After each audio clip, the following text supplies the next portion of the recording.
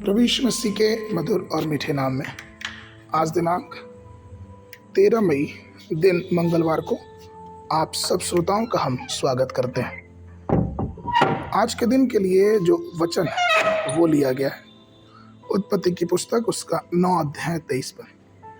तब शेम और यापेत दोनों ने कपड़ा लेकर अपने कांधे पर रखा और पीछे की ओर उल्टा चलकर अपने पिता के नंगे तन को ढक दिया, और वे अपना मुख पीछे किए हुए थे, इसलिए उन्होंने अपने पिता के नंगेपन को ना देखा।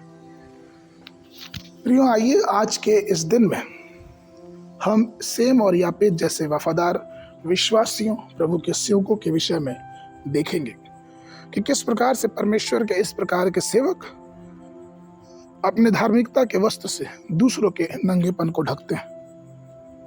हमारा परमेश्वर हमें धार्मिकता का वस्त्र दिया। उसने हमारी गलतियों के विपरीत हमसे प्रेम किया। उसने हमसे प्रेम किया जब हम पापी हो रहे थे। उसने हमसे प्रेम किया जब हम हर प्रकार के पाप और व्यभिचार में डूबे हुए थे। उसने अपना अनुग्रह, उसने अपनी करुणा हमारे जीवनों में प्रकट की। उसने हमें संभाला, उसने हमें शर्मिंदा होने ना दिया, उसने हमें बचाया और उसने अपने धार्मिकता के वस्त्र से हमारी पाप को ढका, हमारे नंगेपन को ढका।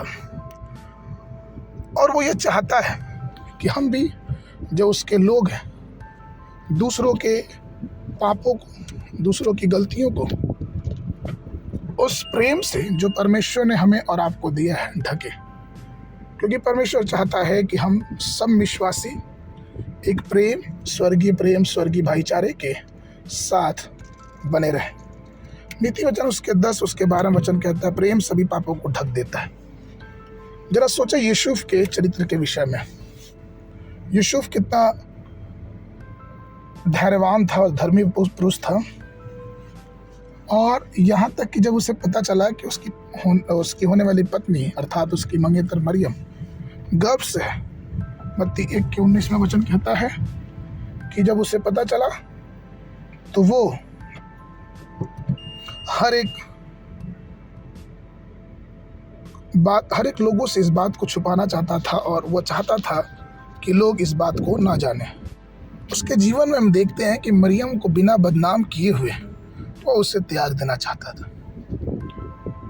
एक समय की बात है प्रियो कि एक पादरी ने किसी अन्य प्रभु के दास के घर के प्रति कुछ बातें सुनी, और उसने कई लोगों को फ़ोन करके और ये बातें बताई कि अरे आपको मालूम उनके घर की बेटी ने ऐसा कर दिया, वो हो गया, ऐसा हो गया।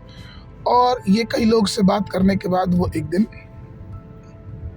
सोया, उस रात में सोया, और परमेश्वर ने उसे दर्शन दिया और उससे कहा कि हे मेरे पुत्र, क्या तेरी प्रतिक्रिया यही रहती अगर तेरी पुत्री ने, तेरी बेटी ने ऐसा काम किया होता? और वो बेचारा अपने आप में बहुत ग्लानि महसूस किया। प्रियो, की हकीकत है कि हम कई बार दूसरों की गलतियों को छिपाते नहीं हैं और हर प्रकार से उसे बदनाम करना चाहते हैं। लेकिन हकीकत ये है प्रियो कि परमेश्वर हमें ऐसा नहीं चाहता। परमेश्वर हमें चाहता है कि हम हर प्रकार के गलत बातों से और हर प्रकार के पापों से दूर रहें, और उसके साथ साथ हम दूसरों की गलतियों को छिपाएं, अर्थात प्रेम से उन्हें समझाएं, उन्हें बताएं, उन्हें कहें, और परमेश्वर अपनी आशीषों में हमें आगे बढ़ाएगा। आगे के वर्णन के लिए रोमियो की पत्री उसका 2 अध्याय 1 पद। सारे दोष लगाने वाले तुम कोई क्यों ना हो, तुम निरुत्तर हो, क्योंकि जिस बात में तू दूसरे पर दोष लगाता है उसी बात में अपने आप को भी दोषी ठहराता है, इसलिए कि तू जो दोष लगाता है आप ही वह काम करता है। बाइबल अध्ययन के लिए 2 राजा 17 और 18 अध्याय, शाम के समय यूहन्ना 3:19-26 पद। परमेश्वर आप सबको आशीष दे।